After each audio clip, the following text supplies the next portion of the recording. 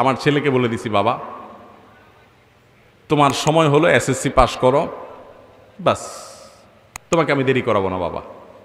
আমি সব জায়গায় বলি, এই যুগে তরুণ সমাজকে ধ্বংসের হাত থেকে বাঁচানোর জন্য উপযুক্ত হওয়ার পর বিলম্ব না করে দ্রুততার সাথে বিয়ে দেওয়া, এছাড়া সন্তানদেরকে ধ্বংসের হাত থেকে বাঁচানো সম্ভব।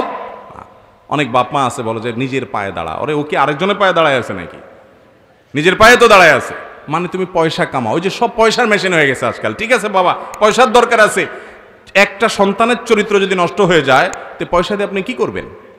নবী করিম সাল্লাল্লাহু আলাইহি সাল্লাম বলেছেন, তোমাদের সন্তানরা উপযুক্ত হলে, বিয়ের উপযুক্ত হওয়ার পর তাদেরকে বিবাহ দিতে বিলম্ব করবা না।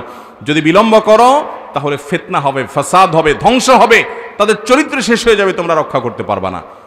আমাকে একবার টোকিওতে এক বাংলাদেশি ভাই বলতেছেন, হুজুর বহুত কষ্টে পোলাপানকে এদেশে আনছি আমি, অনেক কষ্টে, বহু টাকা পয়সা দিয়া আমার ছেলেটারা আনছি, তখন পিচ্ছি ছিল, এখন মাশাআল্লাহ সে 7-8 উঠছে।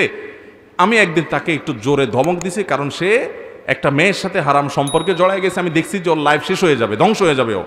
আমি ওকে এই টাইপের কোনো একটা অপরাধের কারণে তাকে আমি একটু মুখে শাসন করছি, কোনো গায়ে হাত দেই নাই, একটু ধমক টমক দিছি।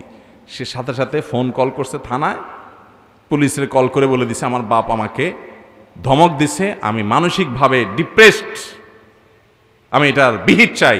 সাথে সাথে থানা থেকে পুলিশ এসে আমার উঠাই নিয়ে গেল, আমার লকআপে আটকায় দিল। এরপরে বলতেছে ঠিক আছে, রায় হলো যে তোমাকে ছেড়ে দেওয়া হবে, তোমার ছেলেকে একটা ফ্ল্যাট ভাড়া করে দিবা, সেখানে সে থাকবে, কোন মেয়ে আনবে, কোথায় যাবে, মদ খাবে না কি করবে এটা তার ব্যাপার, তুমি ফ্ল্যাট ভাড়া করে দিবা, তার দিকে তাকায়ও কথা বলতে পারবা না, অর্থাৎ ধমক দিতে পারবা না। যদি ফার্দার তুমি তারে কিছু বলছো আর সে আমাদেরকে অভিযোগ করে তো তোমার খবর আছে। আমাকে ওই বেচারা জড়ায় ধরে বলতেছে, হুজুর এ দুঃখের কথা কাকে বলবো, সবাই তো জানে জাপানে আছি, ফ্যামিলি নিয়ে খুব সুখে আছি, শত শত প্রবাসীদের দুঃখের কথা আমার বুকে আছে। সন্তানরে আপ টু ডেট টেডি বানাইতেছেন, মানুষ বানাওরে মুসলমান বানান, জীবনটা উপভোগ করবেন। এই জন্য সন্তানকে মনিটর করবেন, পশ্চিমা দুনিয়ার কথা শুনে অতি স্বাধীন করতে যাবেন না, ধ্বংস হয়ে যাবে সব। বাচ্চা একসময় বুঝবে যে আমার বাপ আমার মা আমাকে শাসন করেছে, কড়া করে দিয়েছে আমার ভালোর জন্য। এই জন্য তাদের মনিটর করবেন যে তারা কোথায় যায়, কার সাথে মিশে, মোবাইলে কি করে না করে মনিটর করবেন, ডিপ মনিটর। আমি ব্যক্তিগতভাবে একটা ছেলেকে তাতে নির্দিষ্ট করে বলতে পারি, আপনারা বললে সবাই চিনে যাবেন, নাম বলবো না, খুব নাম করা একজন আলেমের ছেলে, খুব নাম করা, এক কথার নাম বললে চিনে যাবেন, কিন্তু আমি নাম বলবো না, শুধু শেখার জন্য বলি। ওনার ছেলে মাদ্রাসায় পড়ে, কেমনে জানে একটা মেয়ের সাথে সম্পর্ক, খুব বাজে একটা অবস্থা, সে এখন জীবন দিয়ে দিবে, হান করবে, তান করবে, বাড়ি থেকে চলে যাবে, এরকম একটা অবস্থা। যে কোনোভাবে ওই আলেম সাহেব টের পেয়ে গেছে ছেলের এই অবস্থা হয়ে গেছে, আরে এত কড়াকড়ির পরে অবস্থা হয়ে গেছে, কি করবে? তো আমি বুদ্ধি দিলাম যে ভাই মোবাইল টোবাইল যা আছে এগুলো সব সিজ করে ফেলাম, বড় যেগুলো সিজ করে ফেলে যদি অ্যাক্সিডেন্ট করবে, অ্যাক্সিডেন্ট কিচ্ছু হবে না, এগুলো হুদা মিশা কথা, বহুত পোলাপান এরকম ভয় দেখায়, ফালতু কথা, ধরুন আপনি সিজ করেন। তো সব সিজ করে ফেলছে, কোনো ডিভাইস তার কাছে নাই, এবং তাকে দীর্ঘদিন বেশ কঠিন মনিটরিংয়ে রাখছে। আমি বললাম মাত্র 3 মাস চেষ্টা করেন। কয়েক মাসের মধ্যে আলহামদুলিল্লাহ দেখা গেল যে বাচ্চার মধ্যে সব পাগলামি ছাগলামি মাথা থেকে ঝেড়ে সব শেষ হয়ে গেছে। প্রথম অনেক জ্বালাও পোড়াও করছে, উল্টাপাল্টা করছে, কষ্ট হয়েছে, একটা সময় সে এগুলো সব ভুলে যখন সম্পর্ক সব ছিন্ন করে দেওয়া হয়েছে এবং সকল যোগাযোগ ব্যবস্থা বন্ধ করে দেওয়া হয়েছে, কিছুদিন মনিটরিং রাখছে, আলহামদুলিল্লাহ ঠিক হয়েছে। এটা সব বাচ্চার জন্য একই পলিসি আপনার অ্যাপ্লাই করবেন তা না, এক এক বাচ্চার জন্য এক একভাবে অ্যাপ্লাই করে আপনার বাচ্চাকে বাঁচাতে হবে। এটা কখন সম্ভব হবে? যদি আপনি টের পান যে ধ্বংস হচ্ছে। অনেক বাপ মা আছে শুরুতে কিচ্ছু বলে না, ধ্বংস হইয়া ওই লিটনের ফ্ল্যাটে যায় উঠছে, কিচ্ছু বলে নাই, না একটু এই বয়সে একটু আধটু করে।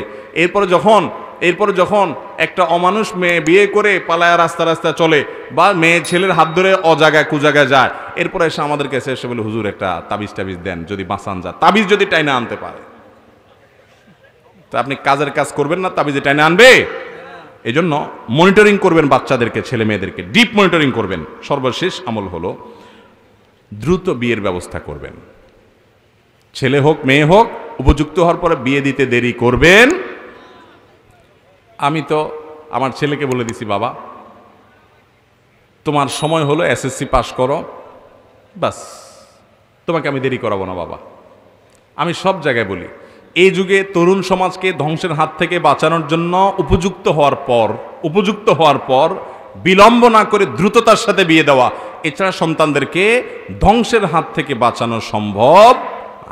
অনেক বাপ মা আছে বলে যে নিজের পায়ে দাঁড়া, ওরে ও কি আরেকজনের পায়ে দাঁড়ায় আছে নাকি?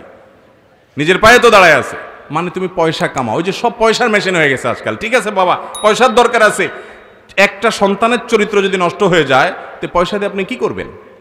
নবী করিম সাল্লাল্লাহু আলাইহি সাল্লাম বলেছেন, তোমাদের সন্তানরা উপযুক্ত হলে, বিয়ের উপযুক্ত হওয়ার পর তাদেরকে বিবাহ দিতে বিলম্ব করবা না। যদি বিলম্ব করো তাহলে ফিতনা হবে, ফাসাদ হবে, ধ্বংস হবে, তাদের চরিত্র শেষ হয়ে যাবে, তোমরা রক্ষা করতে পারবা না। এজন্য মুরব্বীরা তাদের সন্তানদের ব্যাপারে দায়িত্বশীল ভূমিকা রাখবেন এবং উপযুক্ত হওয়ার পর, প্রাপ্তবয়স্ক হয়ে গেছে এবং মোটামুটি চলতে পারে, এই অবস্থায় তাকে বিয়ে দিতে আর দেরি করবেন না, কার্পণ্য করবেন না। ছেলে হোক মেয়ে হোক দ্রুত বিয়ে দিবেন। বেশিরভাগ এখন লেট ম্যারেজ হয়, 30-এর কাছাকাছি গিয়ে তারপর বিয়ে হয়। আমি প্রায় সময় বলি ভাই, 30-এর কাছাকাছি যদি বিয়ে হন, এরপরে বলে যে প্রথম বাচ্চা নেওয়া যাবে না, একটু সময় পার করতে হবে একটু রিল্যাক্সের সাথে, তো 35 পার হয়ে যায়। এরপরে বাচ্চা নেওয়ার প্ল্যান করে, হইতে 38 হয়, বাচ্চাটা হলো। এই বাচ্চা বড় হয়ে পড়ালেখা করে গ্র্যাজুয়েশন করে কাজকাম করতে করতে একেবারে যদি না হয় কত বছর দরকার? 22-25 বছর দরকার। তো সেটা যদি হয় 38 থেকে 22-25 প্লাস করলে কোথায় গিয়ে দাঁড়ায়? 60 বছর বয়স আপনার হবে, তখন বাচ্চা মাত্র কাজ করা শুরু করবে। এই যদি বাচ্চা অমানুষ হয় তো 60 বছর বয়সে বুড়া হয়ে গেছে আপনি, ততক্ষণে কিচ্ছু করার না, ওর কাছে সারেন্ডার হয়ে বসে থাকতে হবে। আর যদি 45-40 থাকতে আপনার বাচ্চা যদি বেলাইনে হয়, কানটা মলে দিয়ে বললেন রাস্তা খোলা আছে বাইর হ, ওর 14 গোষ্ঠী সোজা হইতে বাধ্য, কারণ আপনি এখনো শক্ত। ঠিক না ঠিক? ভাইরা আমার, আপনাদেরকে বহুত ফুসলে ফাসলে অনেক কথা বলবে। গত 8-10 দিন আগে ইতালির গভর্নমেন্ট, এখন ইতালির, এটা সারা পশ্চিমা দুনিয়াতে একই অবস্থা, চায়নার একই অবস্থা, আমি নির্দিষ্ট করে একটা নিউজের কথা বলতেছি, যে সন্তান যাতে নেয় এই জন্য বাবা মাকে তো প্রণোদনা আছে, পুরস্কার আছে, যে সন্তান হলেই পুরস্কার পাইবা, বাচ্চার জন্য, বাচ্চার মায়ের জন্য, বাপের জন্য মূল্যবান পুরস্কার, কিন্তু কিছু দিয়ে তারা জন্মের হার বাড়াতে পারছে না। প্রেডিকশন বলছে তাদের জনসংখ্যা ভয়ঙ্কর জায়গায় অলরেডি চলে গেছে, সামনে আরো ভয়াবহ জায়গায় তারা চলে যাবে। মানুষ নাই, মানুষ কমে যাচ্ছে।